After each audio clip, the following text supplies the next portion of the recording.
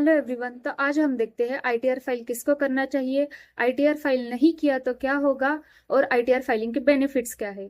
तो चलो देखते हैं आईटीआर क्या होता है। भी इंडिविजुअल या पर्सन उनकी एग्जम्पशन लिमिट मतलब 2.5 लाख से ज्यादा इनकम है तो उनको आईटीआर फाइल करना मैंडेटरी है।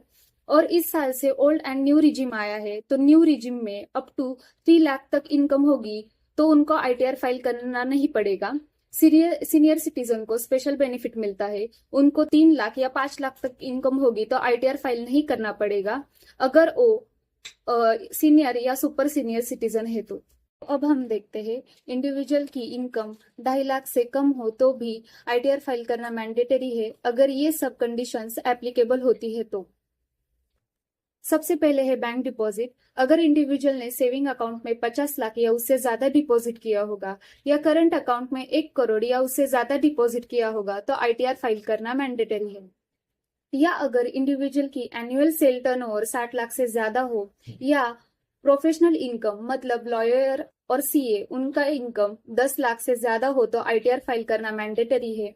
या अगर इंडिविजुअल का सालाना इलेक्ट्रिसिटी बिल 1 लाख से ज्यादा होगा या इंडिविजुअल का टीडीएस 25,000 से ज्यादा डिडक्ट हो रहा है और in case of senior citizen 50,000 से ज्यादा टीडीएस डिडक्ट हो रहा है तो आईटीआर फाइल करना मैंडेटरी है। अगर आपकी इनकम 2.5 लाख से कम है तब भी आपको आईटीआर फाइल करना पड़ेगा।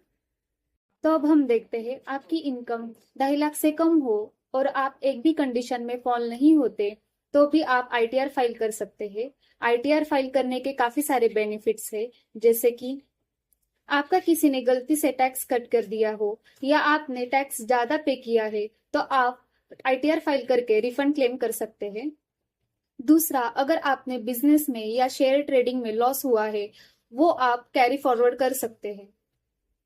बैंक में होम लोन या दूसरी कोई लोन लेनी है तो भी आईटीआर लगता है।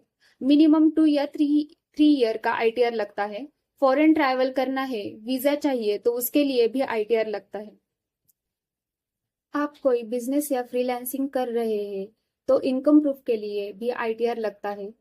आपकी कोई फॉरेन असेट है तो उसकी रिकॉर्डिंग करनी ही रहती है तो उसके लिए भी आईटीआर लगता है। ये सब आईटीआर फाइलिंग करने के एडवांटेजेस है। हो सके तो आईटीआर जरूर फाइल करें। तो अब हम देखते हैं आईटीआर फाइल नहीं किया तो क्या होगा। अगर आईटीआर फाइल करना कंपलसरी था एंड नहीं किया तो पेनल्टी लगेगी एंड नोटिस भी आ सकती है। आईटीआर ड्यू डेट में फाइल करना जरूरी है। ड्यू डेट के बाद किया तो पेनल्टी लगेगी 1000 इफ आपकी इनकम 5 लाख से कम है तो, और आपकी इनकम 5 लाख से ज्यादा है तो 5000 पेनल्टी लगेगी। साथ में इंटरेस्ट भी लगेगा 1% अंडर सेक्शन 234A। हम देखते हैं due date of filing ITR. Generally ITR file करने की ड्यू डेट नॉन ऑडिट मतलब जिनका टर्नओवर 1 करोड़ से कम है एंड जो पर्सन ऑडिट में नहीं आते हैं उनको 31 जुलाई से पहले आईटीआर फाइल करना पड़ेगा। कंपनी एलएलपी या इंडिविजुअल जिनको ऑडिट एप्लीकेबल है उनको 31 अक्टूबर तक आईटीआर फाइल करना पड़ेगा। या जो पर्सन अपना आईटीआर ट्रांसफर प्राइसिंग में भर रहे हैं उनकी ड्यू डेट है 30 नवंबर। एंड जिन्होंने अपना आईटीआर ड्यू डेट से पहले नहीं भरा मतलब 31 जुलाई तक नहीं भरा वो बिलेटेड आईटीआर फाइल कर सकते हैं 31 दिसंबर तक। आज हमने देखा आईटीआर किसको फाइल करना जरूरी है, उसके क्या बेनिफिट्स है, उसकी ड्यू डेट क्या है, फाइल नहीं किया तो क्या होगा। अगर आपको भी आईटीआर फाइल करना है तो हमारे फर्म को कांटेक्ट कीजिए।